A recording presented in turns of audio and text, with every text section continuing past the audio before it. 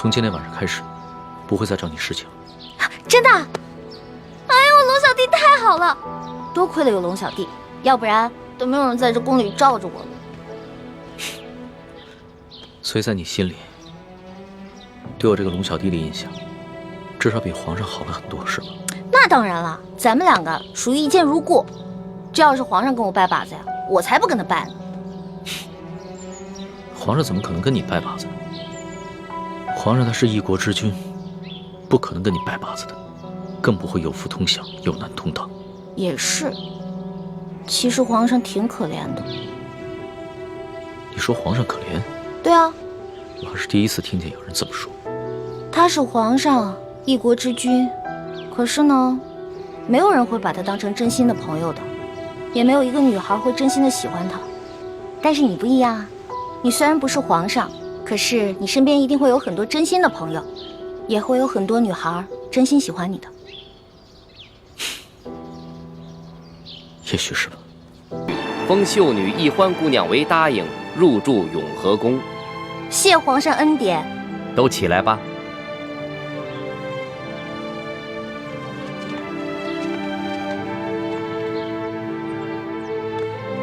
哟，易欢，你这一连侍寝3日，我们还以为皇上多宠爱你呢，没想到就封了个品阶最小的答应。答应就答应吧，反正对我来说都一样。哼，易欢姑娘，您也不必失意。皇上自亲政以来，还从未一连3日召同一人侍寝，这足见皇上对易欢姑娘还是与众不同。虽然只是暂时封了个答应，想必是易欢姑娘有什么地方惹皇上不高兴了。皇上只是稍稍惩戒一下，只要易欢姑娘能够吸取教训，想必皇上还会有恩旨的。谁要讨好那个色狼皇帝了？我才不在乎什么品阶呢。永和宫是雪姐姐的住处，小皇帝阴差阳错的把我安排在了永和宫，比让我当皇后独居中宫都好。易欢姑娘，永和宫的住处已经收拾妥当了，随奴才前去吧。有劳李公公。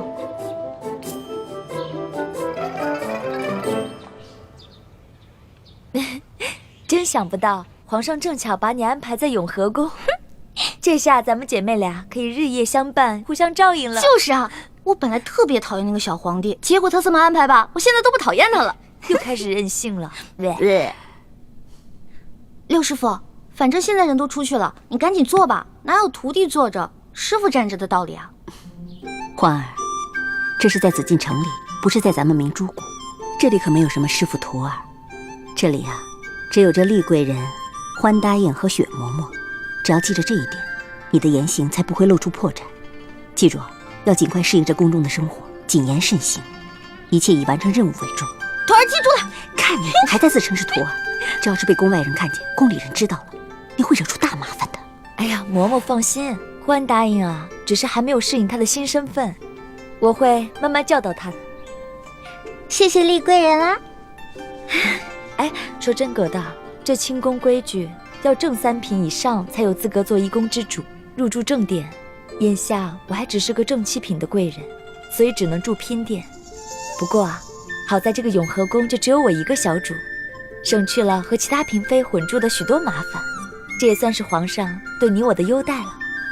不过徐姐姐，都说伴君如伴虎，你在宫里陪着皇上，是不是特别辛苦啊？为了光复大明的大业，再辛苦也不值一提。哎，站住！看你这身打扮，你应该是个答应啊，怎么这么不懂规矩，跑到这御书房来了？哎，你怎么这么眼熟啊？啊，我想起你来了，原来你也是侍卫，在御书房当差啊。龙三呢？我要见龙三。你是？你忘了我了？大概3个月前吧，当时刑部正押着一群要犯，去菜市口斩首，咱们碰到了。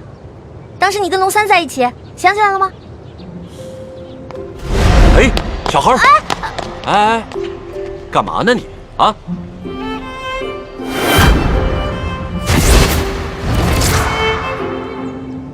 是你？我呀，哎，你是个女的，还进宫当了个答应。哎，龙三呢？龙三，难道你不知道龙三他是？我知道啊，龙三他不是御前侍卫吗？在御书房当差。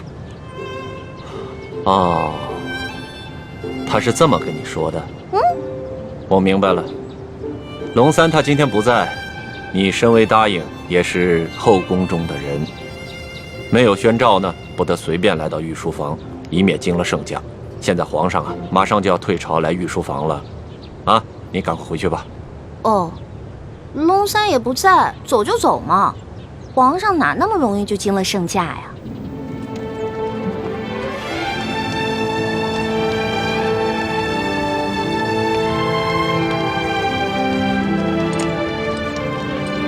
哎呦，皇上来了，快快快！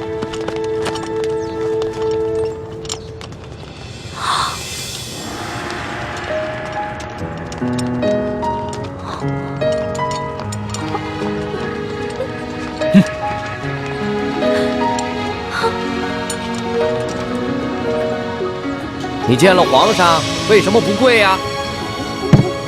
你是皇上？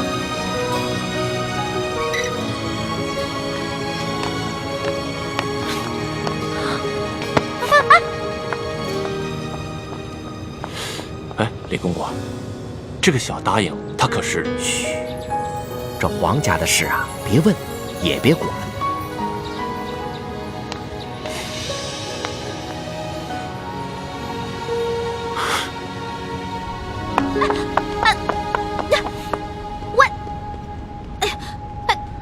你到底是谁啊？你是皇上还是龙三啊？嘘，我不是皇上，我是龙三。那外面的人为什么称呼你为皇上，还给你跪下了？我真的不是皇上，我只是长相和声音都酷似皇上，所以啊，被皇上选做替身了。你是皇上的替身？对呀，我只是皇上的替身。我们这大清啊，虽说入关数十余年，可是根基还未稳，这皇上又还年少，刚刚亲政不久。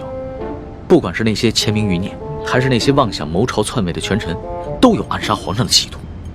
就拿这个鳌拜来说，连顾命大臣苏克萨哈都敢杀，还勾结内侍给皇上下毒。所以啊，皇上时常让我扮成他的样子。我就说嘛，你吓死我了！你怎么可能是皇上呢？你要是皇上的话，怎么可能半夜三更的去御膳房偷东西呢？还跟我结拜兄弟了，是不是？对对对。所以皇上3日侍寝不肯让我看他的样子，一直戴着面具，就是怕我发现，是不是？对呀。所以你现在知道了，为什么你在宫里面打听不到侍卫龙三这个人？因为我不是普通的侍卫，我不站班儿，我只是在必要的时候出来替皇上一下。那也就是说，你是皇上的替身，那也就得替皇上挨刀子了。我身为臣子，当然要效命于皇上了。再说，皇上待我不薄，我也是心甘情愿替他卖命。龙小弟，你太可怜了。你说你当皇上的替身，皇上对你好，说白了就是让你去给他卖命。哼，从古至今，所有的皇帝都一个样，自私自利，全都是冷血无耻之徒。老大，你就别当我的面说皇上的不好了，你这不是为难小弟吗？哎，你今儿怎么想起跑这御书房来找我了？还说呢，几天都不理我。我有重要的事情要告诉你。重要的事情？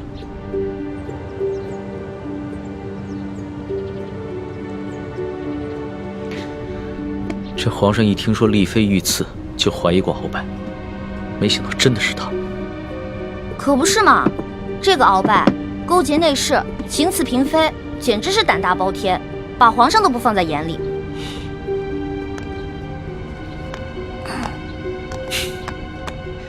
老大，你是不知道啊，这鳌拜把持朝政多年，这朝廷上下、宫中内外全都是他的势力。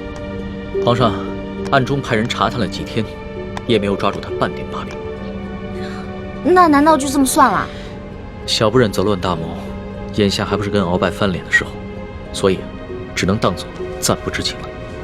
这个鳌拜贼心不死，还逼着我哥哥要去刺杀厉贵人。你务必跟你哥哥说一下，千万不要听命于鳌拜。皇上已经在暗中想办法铲除鳌拜了，所以要拜托你哥哥多跟鳌拜周旋一段时间了。哎，放心吧，我哥哥啊肯定不会助纣为虐的。不过你说这个小皇帝他的计划可行吗？会不会很危险啊？老大，这皇上呀，可不是你想象当中的那个风流好色之徒。他呀，虽然年少，但是有勇有谋，也算是一代明君吧。龙小弟啊，你就是天生当奴才的命啊！我说，都这个时候了，还替你那个皇上主子说话呢，他能有什么很高明的策划呀？按照我的想法，他呀就是不把你的命当命，关键时刻让你去给他当替死鬼，知道吗？老大，你就别当着我的面说皇上的不好了，你这不是为难我了吗？行，我就是因为把你当兄弟，所以我跟你说话才不避讳。既然你不想让我这样说的话，那以后去捡好听的、假的话跟你说呗。好了，我这气量没那么小，岂会连一个小姑娘的口无遮拦都容不下？我知道，你之所以骂皇上，是因为担心我的安危，对吧？当然了，龙小弟，在这个世界上，除了我的亲人，你就是我最亲的人了。你听我的啊，你可千万别因为什么你的皇上、你的主子去卖命，关键时刻你得记得保护好你自己，千万别于衷，知道吗？好，你就放心吧，我可以悄悄地把皇上的计划告诉你。你把皇上的计划告诉我，这么重要的事儿，你不怕我卖了你啊？在这皇宫里边，除了皇上和太皇太后，你就是我最相信的人了。谁让你的心思最为单纯的？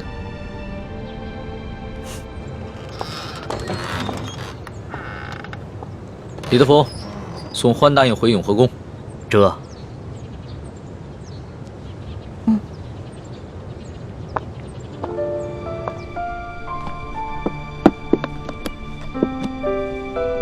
没想到，康熙如此谨慎，在宫里竟然备下了自己的替身。在我们入宫计划方案中，第一步是拿到铜匣，第二步就是刺杀康熙。我们一定要周密计划，务必要分清楚谁是替身，谁是真正的康熙，确保一击成功。这就需要小师妹多想想办法了，查清楚龙三的行踪，什么时候会去假扮康熙，又如何区分二人的差别？其实也没什么可难的，至少在临幸后宫嫔妃的康熙，不可能是替身。到时候拿到了铜匣，他再召你侍寝，我们就有机会了。六师傅，此计虽然可以暗杀成功，但忽略了倾城师妹的安危，恐非上策。有大师兄的担心，再危险也值得了。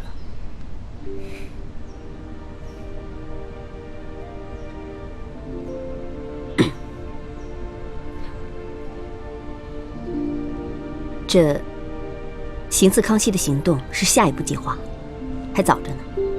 我们还是现在想一想接下来的行动。康熙居然会派几个会摔跤的小子去擒拿鳌拜，这个计划比我们未来行刺的计划更加冒险。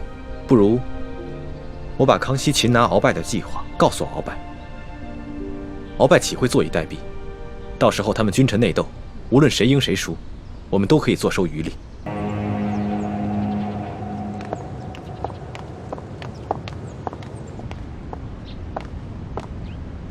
皇上，欢答应到了。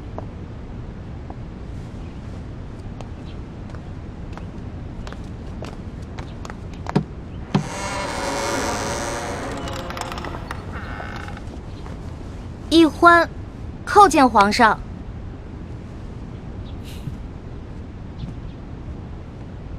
平身吧。谢皇上。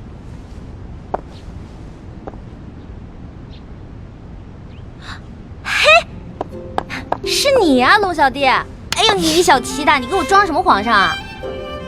这皇上跟龙三竟然长得一模一样，你怎么知道在你面前的是龙三，不是皇上呀？我怎么可能不知道啊？哎，皇上啊，那3日侍寝，虽然把灯光调得很暗，而且还戴了个面具，但是我可以看他的眼睛啊，他的眼神跟你完全不一样。你的眼神呢，温柔体贴，他不是。皇上看你的眼神很冷漠疏远吗？也不是。他看我的眼神有一种猎人看猎物的感觉。哎，我也说不清楚，反正那种感觉就很奇怪，就是觉得他不是什么正经皇帝。要不是你们俩眼神不一样啊，我还真认不出来。哎，对了，你叫我来干嘛？我这次叫你过来呢，是想跟你道个别。道别？你要去哪儿啊？还记得我上次跟你说过的要擒拿鳌拜的计划吗？今天就是计划展开的日子。皇上已经宣召鳌拜单独来御书房觐见，所以我要亲自动手，和那些训练已久的侍卫和太监们一起擒拿鳌拜。什么？你要亲自跟鳌拜动手？鳌拜可是大清第一勇士，你亲自动手你就死定了。鳌拜一日不出，皇上就无法真正亲政。而且鳌拜手握军权，皇上也不敢下旨捉拿鳌拜。但是鳌拜此人呢，自恃武功甚高，性格极为孤傲，他绝对想不到皇上会找几个摔跤手在宫里边要擒拿他，这样出其不意，反倒有可能成功。而且皇上还安排了李公公在茶里边下了一些药，鳌拜喝了以后就会内力尽失。李公公？皇上让李公公来协助你？对啊，李公公从小就进宫了，侍奉过太祖皇帝和先皇，深得太皇太后的宠幸。可是那个李公公……怎么了？算了，没事了。龙小弟，你别那么傻，你别替皇上去卖命，你肯定会死的，你别去了行不行？所以啊，特意让你过来，跟你道个别。毕竟我活到这么大，你是跟我关系最特殊的人。这一世，我可能只能做你的龙小弟，是你的结拜兄弟。可是来世，我希望做你的青梅竹马。老大，你怎么哭了？我们两个是结拜兄弟，说好有福同享，有难同当的。你要是去送死了，就凭我这三脚猫的功夫，根本救不了你。那如果你死了，那我也得去死啊！我还不想死呢，我还有很多美食没有吃呢，我还有很多心愿没有完成呢。那你就别陪我去死了，让我自己一个人死就好了。反正我在九泉之下也不会怪你，顶多变成厉鬼来缠着你。呸！你明知道人家心里特别着急，你还说这样的话。老大，好了，别哭了，啊！这个计划，它又不一定会失败，也许就成功了呢。道完别了，你先回永和宫，等消息吧。龙小弟，只能这样了吗？没有什么更改的可能吗？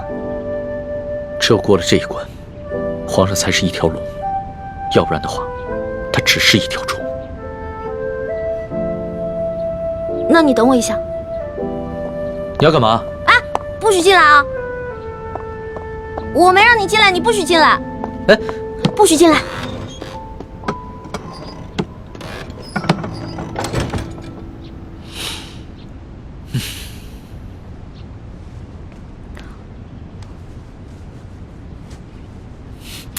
老大，你好了没有啊？你再不出来，鳌拜可就来了。哦，我知道了，马上。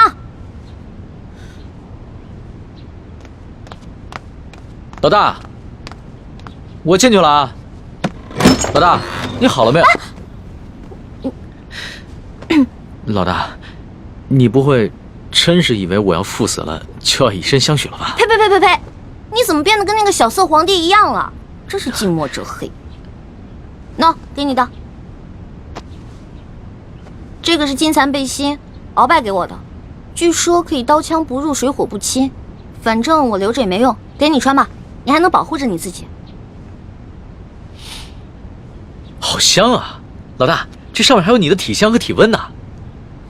你干嘛用那种色眯眯的眼神看着我呀？你这样很猥琐，知道吗？你赶紧穿上吧，这之前我贴身穿的，反正我用不上。你穿上以后还可以护住你的要害呢。既然是你穿过的衣服，那我当然要穿了，要不然你替我穿。你这说的什么鬼话呀？我不想理你了。哎，老大，哎，老大，我是你老大，你是我小弟，所以你得听我的，知道吗？不能死。是，遵命。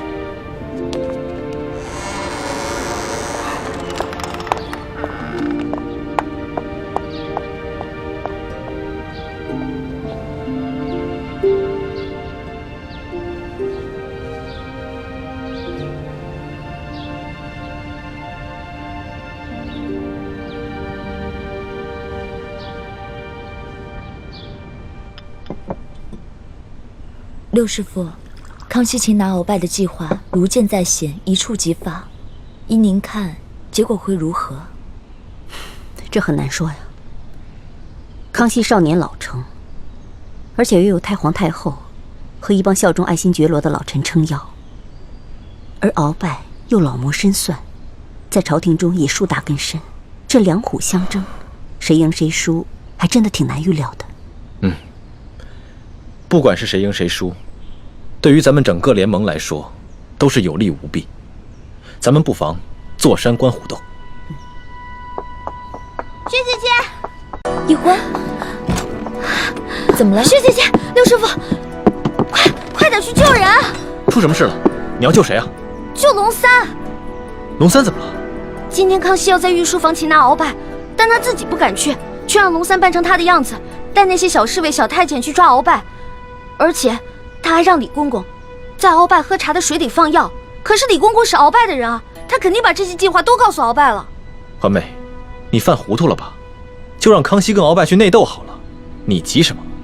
如果真的是康熙的话，我不可能着急。可是去的是我的兄弟龙三啊，我们是拜过把子的兄弟，如果他死了，我怎么办啊？我们有福同享，有难同当的。你和那龙三结拜，本来就是闹着玩的，你还当真了？朱哥哥，你说什么呢？我们是认认真真的结拜，怎么是闹着玩？这龙三平时对我这么好，如果我见死不救的话，那太不像话了。可如果为了救一个龙三，我们几个都出手的话，这样太危险了，我们很容易暴露自己。环妹，你对龙三真的只是结拜之情吗？朱哥哥，现在都什么时候了，你还在胡思乱想？大师兄，小师妹虽然任性顽皮，但是她还是很有是非原则的。她对那个龙三一定只是结拜之情。还是学姐姐了解我。没错，我不想欠人情，我更不想欠人一条命。玉欢，你可别忘了你现在的身份，你是大明郡主，是未来大明太子妃。那你现在的什么龙三结拜大哥的身份，跟这个身份比起来，根本就是不值一提。更何况龙三又不是为了你去死，他为的是他的皇帝主子。可是，好，那我们就不去帮助龙三。也就是说，如果龙三败了，康熙也就败了。康熙一旦败了，这个鳌拜就会发动政变，让他自己当皇上。鳌拜这个人生性残暴，如果他当了皇上了，比康熙更难对付。而且那个时候，雪姐姐你怎么办啊？可是我们换个法子，我们协助龙三，帮助了康熙，打败了鳌拜。到那个时候，我们就得到了康熙的绝对信任，到时候你们就有机会进宝库去找铜匣了。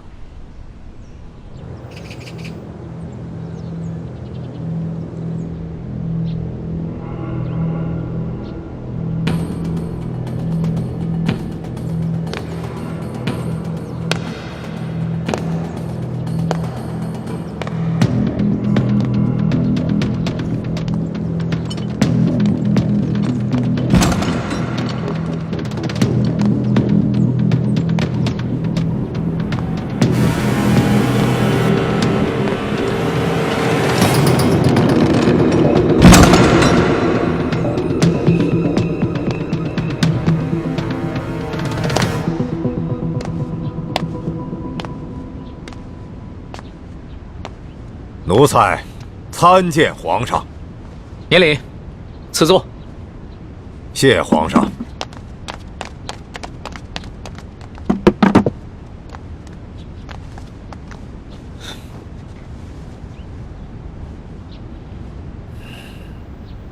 赐茶。这。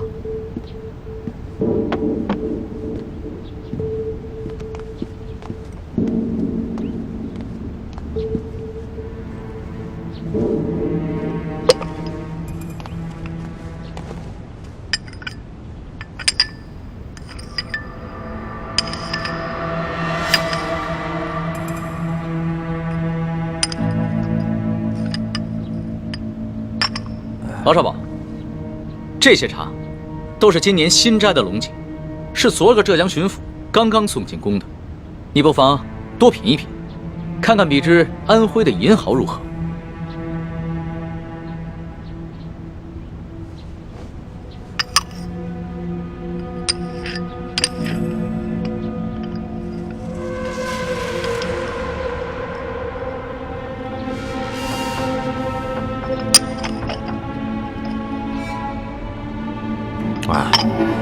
奴才是个粗人，什么茶到了嘴里都是一个味儿。皇上宣召奴才，有何事垂询啊？老少保，你不妨先看看这些奏折。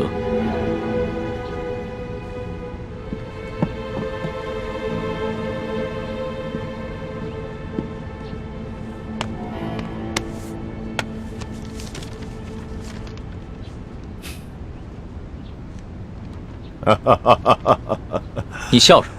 皇上，奴才笑这些要弹劾奴才的大臣们翻来覆去，陈词滥调，也没说换一个新的花样。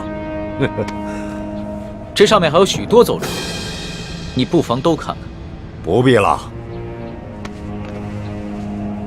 想来左右仍不过是些什么擅权自专了、欺君罔上了、结党营私、诛戮大臣。你说这些，全是些子虚乌有之事。鳌拜，你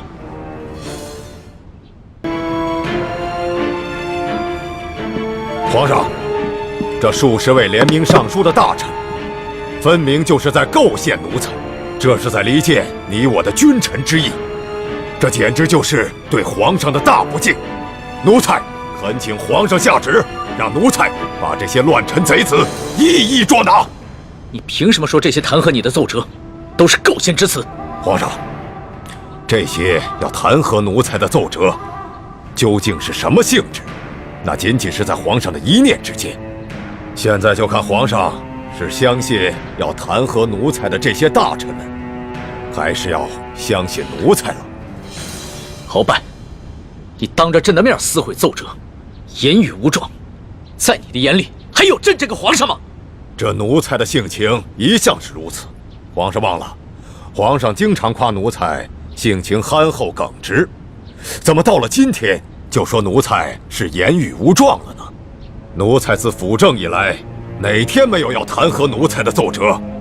皇上和太皇太后一向是看都不看就直接给了奴才，怎么到了今天，皇上就拿这些奏折来斥责奴才了呢？这么看来，不是奴才的眼里没有了皇上，而是皇上的心里根本就没有奴才了。到了现在，你还在强词夺理，丝毫没有悔改反省之心，真是让朕心寒呐！好了，皇上，你也不必处心积虑地挑奴才的刺儿了。皇上现在无非是翅膀硬了，想独揽大权，嫌奴才碍眼了。还是老话说得好，鸟进弓藏，兔死狗烹。皇上要如何发落奴才，就请直言吧。好，鳌拜，朕知你辅佐三朝，劳苦功高，朕看你不如安心找一个地方颐养天年吧。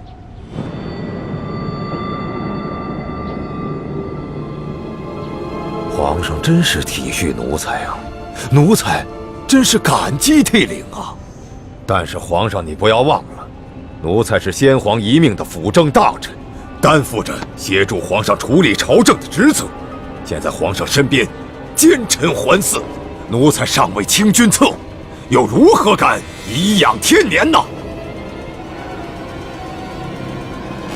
鳌拜啊，鳌拜，想不到你还是如此执迷不悟，真是有负先皇深恩，枉费朕的一片苦心。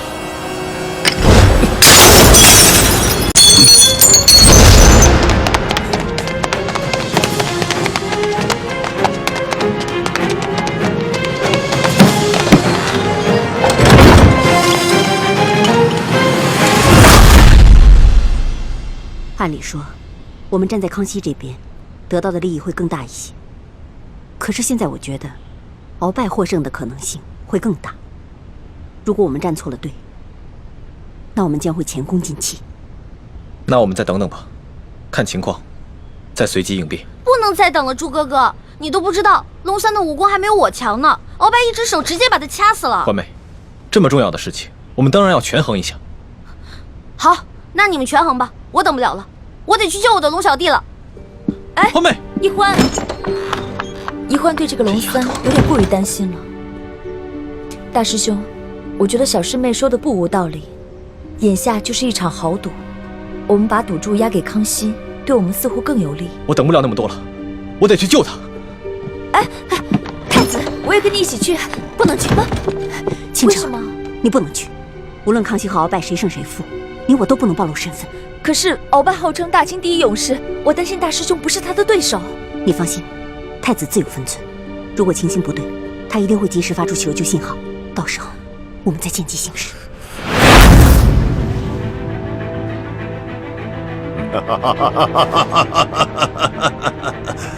玄烨呀，玄烨，没想到你如此小瞧我鳌拜，像你这般狂妄无知，又怎守得住我大清的江山呢？好，那老夫就先送你去见先帝，再另立新君吧。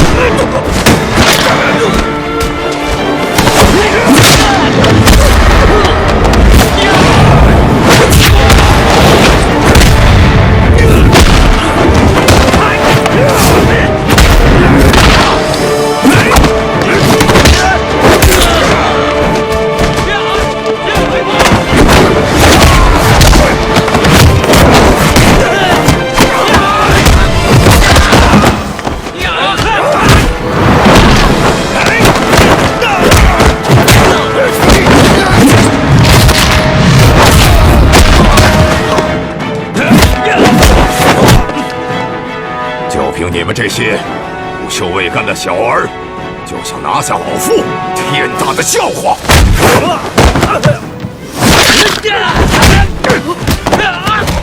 李德福，这让你准备的东西你备好了吗？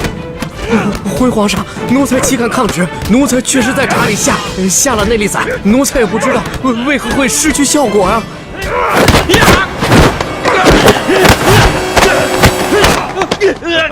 玄烨，老夫早就知道你要对老夫下手，还能不事先做些准备吗？告诉你，在来之前，老夫就预先服下了能解百毒的辟邪丹了。快起来！只要抓住了鳌拜，官升3级，赏金1000两。真是不见棺材不落泪。来吧，送死吧！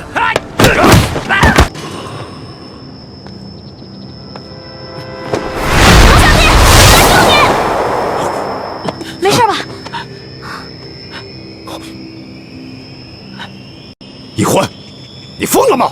你这个月的大补丸不想要了吗？义父，对不起了，请恕干女儿要大义灭亲了。你别忘了，你哥哥和你都服下了老夫的大补丸。我告诉你，一旦毒发，你们会死得苦不堪言。鳌拜，咱们来做个交易吧，你放了皇上，我也求皇上放了你，怎么样？老夫真是看走了眼了。老夫原本以为你是一个聪明伶俐的丫头，没想到你这般幼稚。站住，鳌拜！你已经中了我的7步之道，如果你现在强行运功的话，你在7步之内就会毒发身亡。鬼丫头，你以为老夫会上你的当吗？就算老夫中了7步刀，也会在7步之内一样先毙了你们的命，让你们为老夫陪葬的。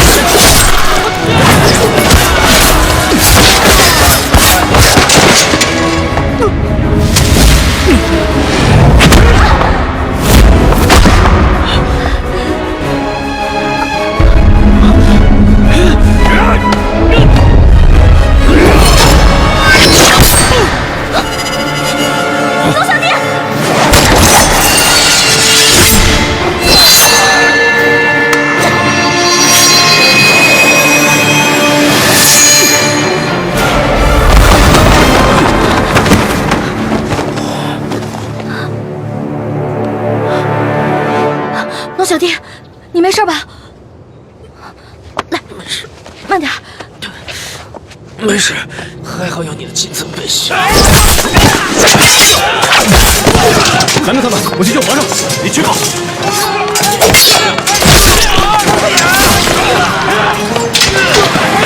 死丫头，你把老夫的金蚕背心也给了皇上，看来你对皇上是动了真心了。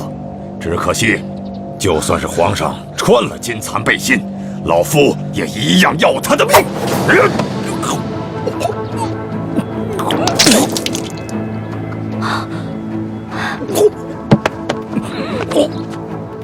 鳌拜，你果然与众不同啊！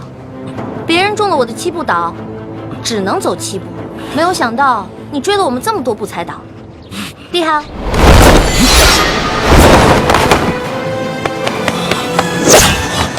朱哥哥，剑青，快杀了这个小皇帝，杀了他，杀了他，就是大功一件，老夫就会把你们兄妹2人的大补丸的解药给你们，还会升你为太医院的院判，快杀了他！朱哥哥，好，你可别糊涂啊！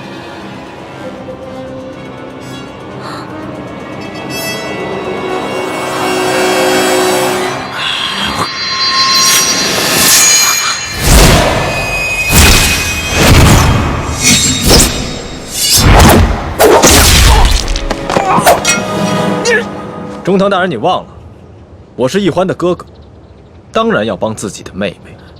你们这大补丸的解药都不想要了吗？中堂大人，你又忘了，我是大夫，大补丸的解药我会解出来的。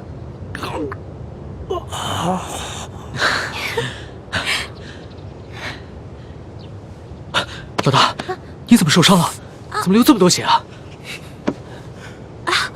我不知道，我居然受伤了。哎，你疯了！你似龙袍是杀头之罪，是我的。好。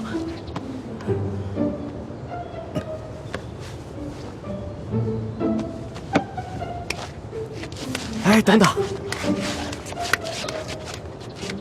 皇上，奴才这有手绢啊。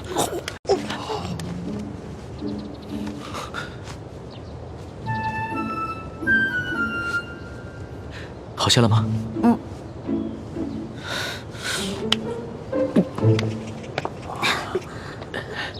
鳌拜，你别不服气，没想到你这个人不仅有勇无谋，还有眼无珠。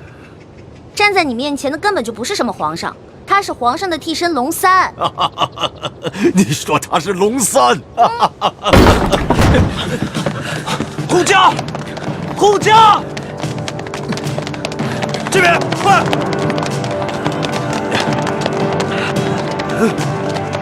启禀皇上，情况果然如你所料，这宫中藏着数十个鳌拜的手下，奴才按照您的吩咐，早有准备，才顺利的将他们拿下。好，擒下鳌拜。这，来人，拿下鳌拜。这，他真是皇上？对，这就是当今皇上。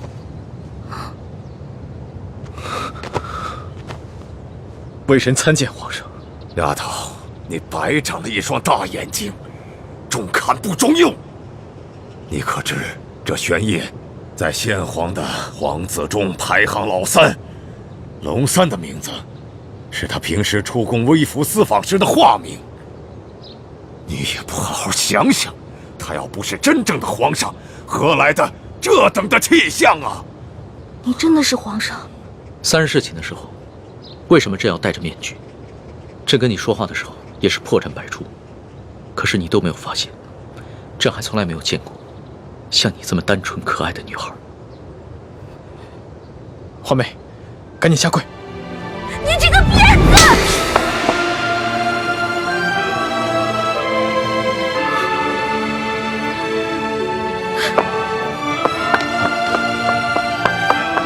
皇上，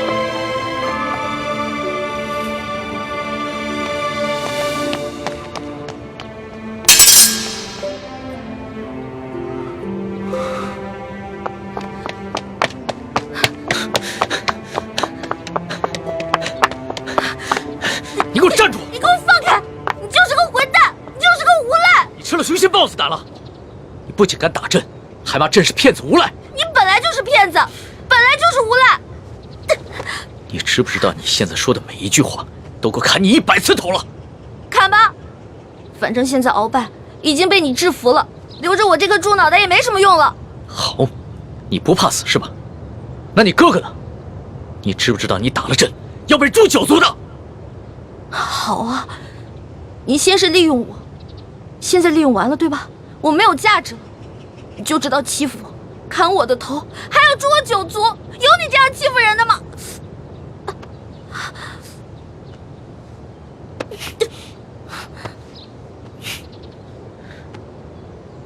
伤口这么深，你还乱动？你等一下，朕马上让你哥哥过来给你止血。现在都要砍我和哥哥的头了，还止血干什么？朕难道不该砍你的头吗？你知不知道从小到大，还从来没有人打过朕？就算朕的皇阿玛在世的时候，也从来没有动过朕的一根手指头。那还不是因为你骗我？你跟我说你不是皇上，你是龙三，我是你的老大。那小弟做错事了，老大教训一下怎么了？那要你这么说的话，还是朕的错了。没错，就是你的错，谁让你骗我了？不过龙小弟，你不会真的要砍我跟我哥哥的头吧？你说呢？你当着那么多人的面打了朕，这要是不惩罚你一下的话，还怎么君临天下呀？你还有没有良心啊？刚刚是谁冒死帮你跟鳌拜拼命的？刚刚你确实挺勇敢的。朕原本以为你就算真的担心朕，但也只会躲得远远的。我现在真是后悔了，早知道我就应该让鳌拜把你大卸8块的。朕要是被大卸8块，你也好不到哪儿去。你忘了你跟朕结拜过？你还说我被你玩的团团转，你现在很得意很开心是不是？那你不也一样吗？啊，老骗我这个那个的，现在知道自己牛皮吹大了。我从小生在穷山村里面，我以为皇上都是那种威严的，哪成想是你这种泼皮无赖样。我怎么就泼皮无赖了？那你还一直女扮男装欺骗朕呢？啊？那反正你替朕挨了一刀，又给了朕一巴掌，这事扯平了。不过，龙小，皇上，是不是以后我得跟他们一样，毕恭毕敬的叫你皇上了？那当然了，在外人面前，朕只能是皇上，你就不能胡闹。只不过，私底下，你如果还愿意叫朕龙小弟的话，朕会很开心的。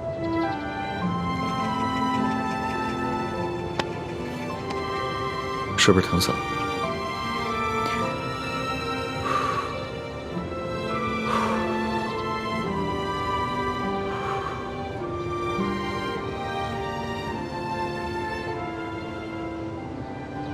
所统，奴才在。朕封你为国史院大学士。奴才谢主隆恩。还有你的那些属下，护驾有功，全部每人晋升1级，赏白银1000两。谢皇上，奴才遵旨。皇上万岁万岁万万岁！平身吧。这。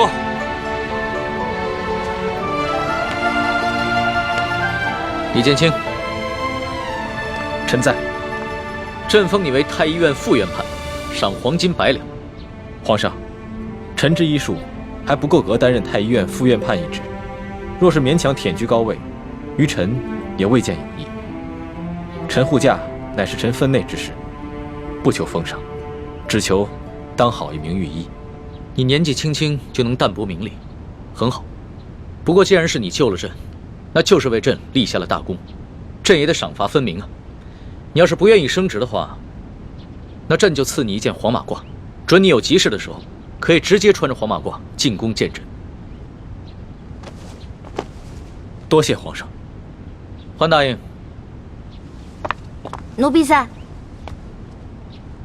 你为了帮朕铲除鳌拜，不惜冒着生命危险潜伏在鳌拜的身边，还识破了鳌拜要给朕下毒的阴谋，为朕擒下鳌拜立下了首功，可谓是有胆有识、有勇有谋的女中豪杰。你想要什么，尽管说出来，朕都会遂你的愿。皇上，奴婢只有2件事想请求皇上。这第一件事，想让皇上撤去奴婢的答应之位。朕本来就要准备取消你答应的封位，封你为嫔，让你做一宫之主。皇上误会了，奴婢不是嫌答应的封位太小，而是奴婢只想做一个小小的宫女。为什么？因为奴婢的满8旗身份是鳌拜帮我伪造的，之前为了迷惑鳌拜，所以皇上给奴婢封了一个答应之位。可是现在鳌拜已经就擒了呀，所以奴婢也没有必要再假意的做皇上的后宫嫔妃了。这有什么的？朕早就想过了，找一个8旗的宗亲认你做义女，赏你们李家一个满8旗的身份就是了。其实这跟几旗也没什么关系。最主要的是，奴婢年少的时候家里给奴婢定了亲，虽然奴婢的未婚夫前几年外出游学，暂时失去了联系，但是婚约还是在的，所以奴婢没有办法侍奉皇上。你的意思是，将来有可能还是要出宫，去跟你的未婚夫完婚？这大清朝跟历代历朝都是一样的，推崇信义为先，这婚约自然也要遵守，所以奴婢就不能侍奉皇上，希望皇上成全。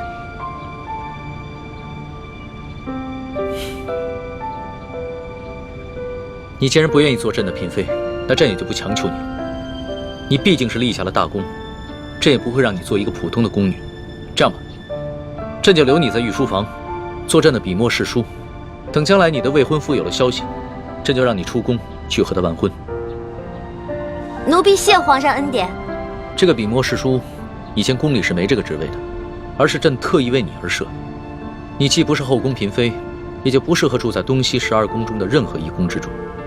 这样，让人在后宫之中找一处幽静的住所，赐名永乐斋，暂时拨给你住。谢皇上恩典。那你的第2个要求呢？我第2个要求很简单，奴婢知道皇宫里有一个宝库，里面有好多奇珍异宝，奴婢想进去转一转。你还真是个小孩心性。好，朕准你了，准你去宝库逛一逛，顺便挑拣自己喜欢的宝贝，就当是朕给你的赏赐。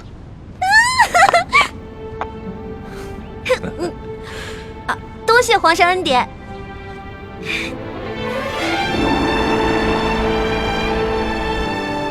石叔姑娘，哇，请。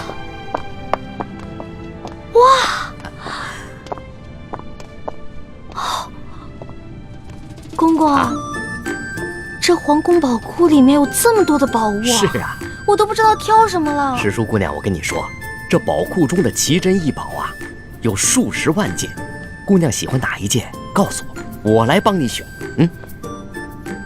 李公公啊，你可知道皇上为何让我来选宝物啊？这个不知道，但是我知道，如今姑娘可是皇上身边的大红人呐。我在这宫中已经30-40年了，还是第一次看到奉旨到宝库中来选赏赐的事情啊。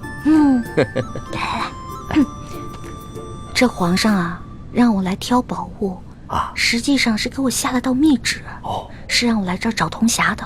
哎，但是这事儿除了皇上知道，只有你我知道，不许告诉第4个人啊。奴才明白，姑娘你放心，我在这宫中当差好几10年了，就一样好处，嘴巴紧，从来不乱讲话。这个好，继续保持啊。好，走，我带你去看看册子啊。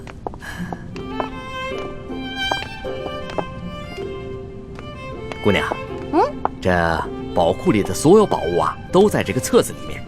我们看看这个铜匣，这个是铜匣的，你看看，这个宝库里的铜匣呢，一共有174件，不知姑娘想要哪一件啊？李公公啊，这个铜匣呢？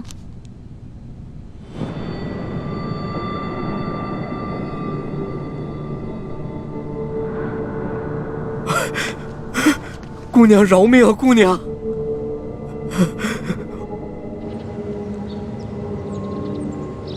什么？铜匣被鳌拜拿走了？李公公说大概3个月前吧，这个鳌拜呢私自拿走了一个铜匣，还叮嘱他不能告诉任何人。我去登记册上看到铜匣的形状，应该就是我们要找的那个。恐怕不是鳌拜私下拿走的，是李公公亲自拿去献给鳌拜的。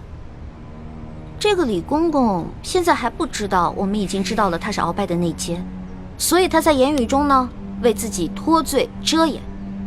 哎，朱哥哥，我可听了你的话啊，没有揭穿他。你刚才说什么？3个多月前，那不正是义父告诉我们铜匣秘密的时候吗？难道鳌拜也知道了铜匣的秘密，所以抢先一步拿走了铜匣？可是鳌拜怎么知道铜匣的秘密呢？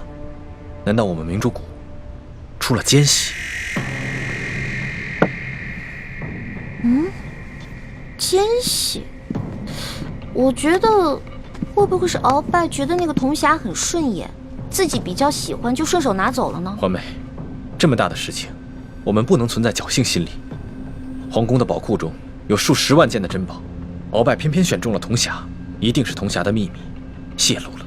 那也就是说，咱们明珠谷有内奸了，那怎么办啊？眼下之计，只有想办法到鳌拜府上拿到铜匣，在暗中通知师傅们排查谷中所有人，找到奸细。学姐姐说的有道理，之前这康熙啊，一直担心我中了大补丸的毒，但他不知道咱们已经把毒悄悄的给解了，所以呢，我可以借口找解药，亲自搜查鳌府，康熙肯定会答应我的。环美，康熙一直对你言听计从，就连你之前打了他一巴掌，他也饶恕了你。但是，你千万不要被他的柔情蜜语所迷惑。朱哥哥，哎呦，你在其他事上都挺大气的，怎么这件事上这么小气呢？我接近康熙，还不是为了帮你实现为你父皇报仇、光复大明的梦想，结果你还怀疑我。对不起，环美，是我想多了。也不知道为什么，我心里总是不踏实。等我们拿到了铜匣，一起撤出紫禁城，再也不要见康熙了，好吗？怎么，你不愿意啊？哎呀，说实话啊，在这皇宫里呢，有最大的老大罩着我，想吃什么吃什么，想玩什么随便挑，这种感觉还真让我轻飘飘的。我还想多享受几天呢。你呀，哎呀，好了，我只是把我自己内心的话说出来而已嘛。为了不让你生气，我保证等找到铜匣以后，跟你们一起撤，行了吧？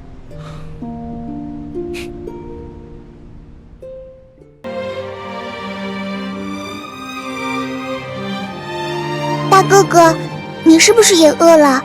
你也想吃烧饼吗？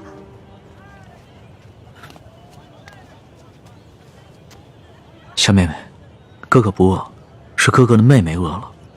你能把这张白面烧饼分给哥哥一半吗？等将来，哥哥一定还你10张肉饼。真的，你没骗我。真的，我没骗你。好吧，我相信你。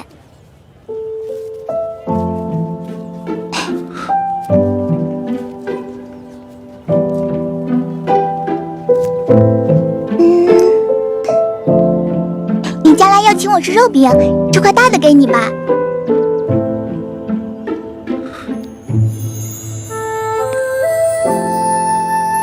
小妹妹，你真好。你能告诉哥哥你叫什么名字吗？我叫喜儿。喜儿，真好听。娘，买稻米了。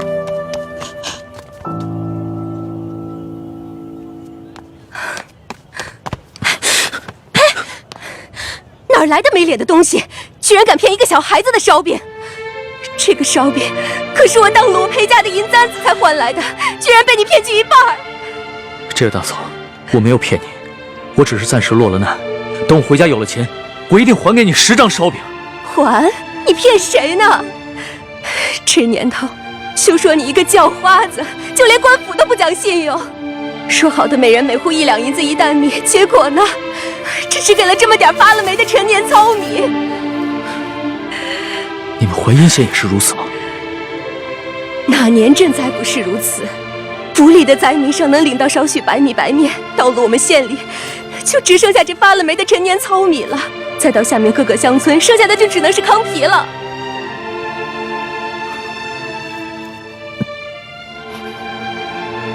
哎呀，喜儿，以后可不能这么傻了。这些人都是骗子，骗你的。喜儿，你一定要相信哥哥，哥哥将来一定会还给你10张肉饼的。我呸！还不快滚！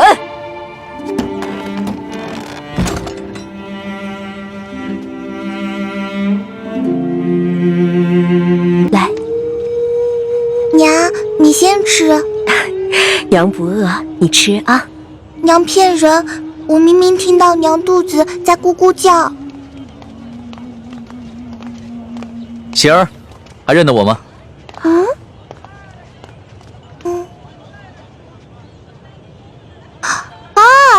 大哥哥是你呀！喜儿，在吃什么呢？我娘煮的野菜糊糊，家里的米面都吃完了，只能吃野菜了。我娘说要再过几天，连野菜都没得吃了。这位公子爷是？我就是那日分走半张白面烧饼的叫花子，这次过来兑现对喜儿的承诺，还你们肉饼。真的，娘，我就说嘛，大哥哥是不会骗我的。哎呦，你看我这眼睛，那日小夫人说话多有得罪，还望公子大人有大量，不要与小夫人一般见识。没事的，大嫂，在这灾荒之年，人人都只能顾自己。这喜儿啊，能把仅有的1张烧饼分我一半，这等大恩，也是让我终身难忘的。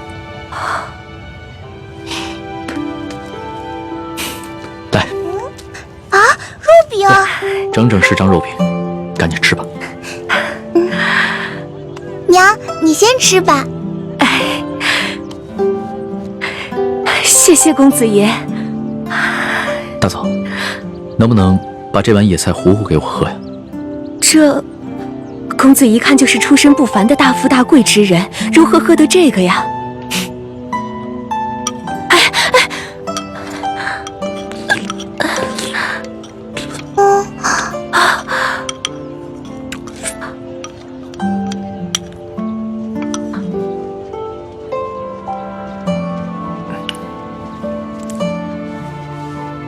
大嫂，这是周钱。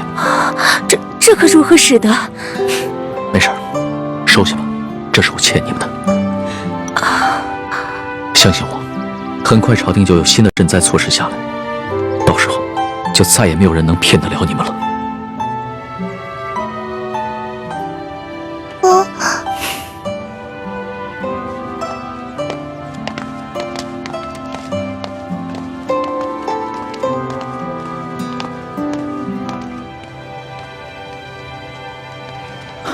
李太医，眼下易欢还没有消息，但是我已经决定明日回京，你不会怪我吧？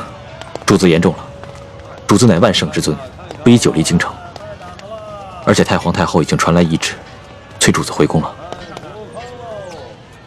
最重要的是，眼下山西有数十万的灾民急需朝廷的救助，更有看似表面祥和，其实已经危机四伏的朝局，需要我去治理整顿。这是易欢为何宁可牺牲自己，也要救我的原因。所以，我不能辜负他。主子能以国事为重，是臣妹之幸，更是天下百姓之幸。请主子安心返回京城，寻找营救臣妹之事，就交给臣去做吧。臣正在想办法，通过一些江湖人士，打探那些黑衣杀手的下落，相信很快便会有消息。那一切都拜托你了。其实，在我的心里，你已并非我的臣下，而是我的朋友。易欢更是我唯一的红颜知己。如果他，那将是我穷尽终生都无法弥补的遗憾。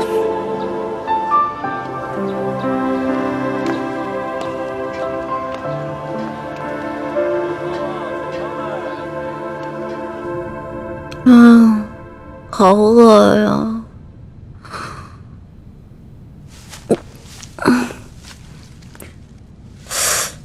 伤也好的差不多了，要不然出去找点吃的。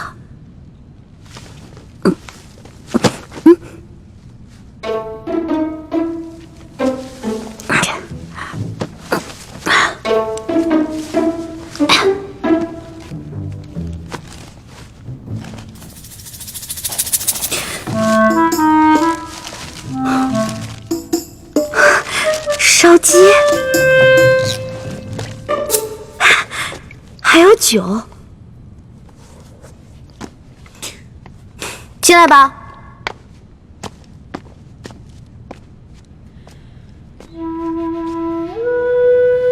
我不是说让你滚了吗？我滚了，我真的滚了。可是你的伤没好，我不放心你，而且我算了一下，我留给你的水啊、干粮还有药，你差不多也应该吃完了，所以我就又回来了。你如果真的关心我，就应该把我的行踪告诉朱哥哥，让他来接我。没脸见他。我前不久做了一个很怪的梦，我梦见有个人跟我开玩笑，我推开他，还让他滚。不过现在我的伤好的差不多了，那个怪梦我也都忘了。真的？哎，不好的梦，忘了就忘了吧。但是下不为例。快吃吧。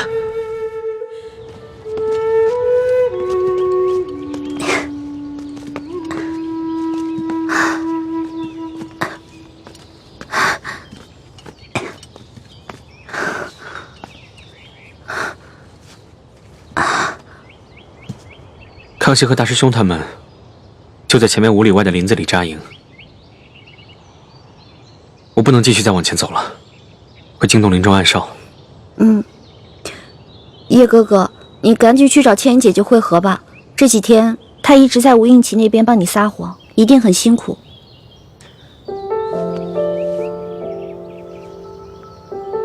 信号弹你拿着，等我走了以后再放。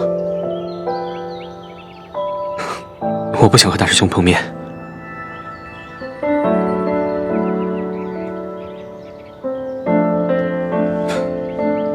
好好照顾自己啊！保重啊，叶哥哥。你也是，京城再见，保重。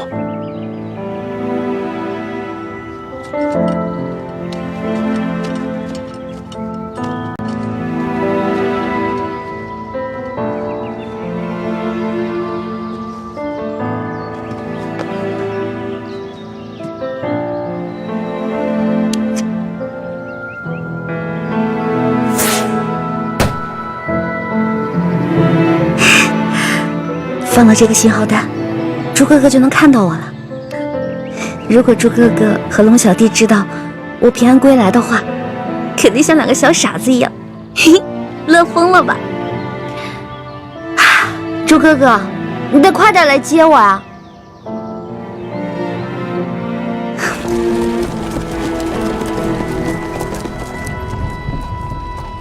文心，你的伤怎么样了？已经没有大碍了，多谢皇上关心。以前在宫里啊，朕只觉得你温婉博学，知书达理，没想到你还如此有胆有识，屡次不惜性命救朕。就只此一点，整个后宫无人能及你。那叶欢呢？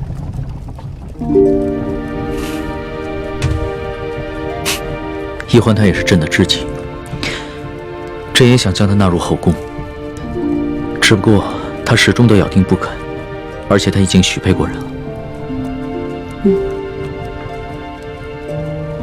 哦，对了，皇上，臣妾有一事要向您禀报。雪嬷嬷的病已经好了，只是她伤心我爹的死，想为我爹守灵3年。臣妾未向皇上请示，便自作主张的准了，还望皇上恕罪。雪嬷嬷忠心护主，就由她去吧，这些小事你自己决定就行了。是。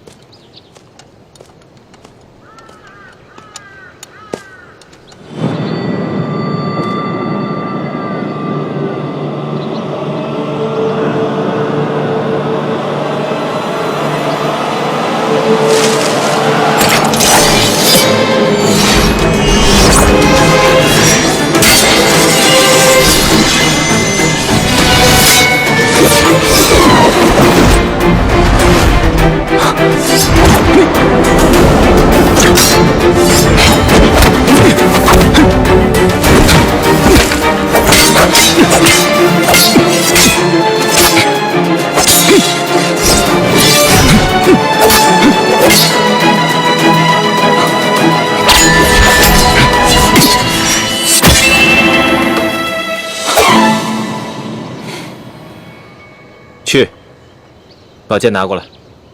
再来。不必了。论武功，从小到大我从未赢过你。不只是武功，其他任何方面，你也永远赢不了我。是，我永远都比不上你，从身份到能力。那你还痴心妄想，跟我抢一欢，自不量力。大师兄，你误会了，我从未想过和你抢小师妹。幻妹是不是在你手上？我今天早上就把她送回清军营地了，你没见到她吗？她能平安回来就好。这几天我一直四处寻找你们，没有在营地里。你怎么知道？是我救的一欢。那夜，我找到康熙以后，就去追踪那批黑衣人的下落。结果发现，他们全都被人一剑毙命。你的剑法我再了解不过了，就知道是你及时赶到，救下了一欢。可我还是去得晚了一步。小师妹的脚被他们给刺伤了，失血过多，已经昏了过去。我只好找了一个安全的地方给他疗伤。既然这样，你为什么不送他回来？也没有给我发信号。我给你们发了那么多信号，你居然一个都没有回应我。不要给自己找借口。是男人，就要敢做敢当。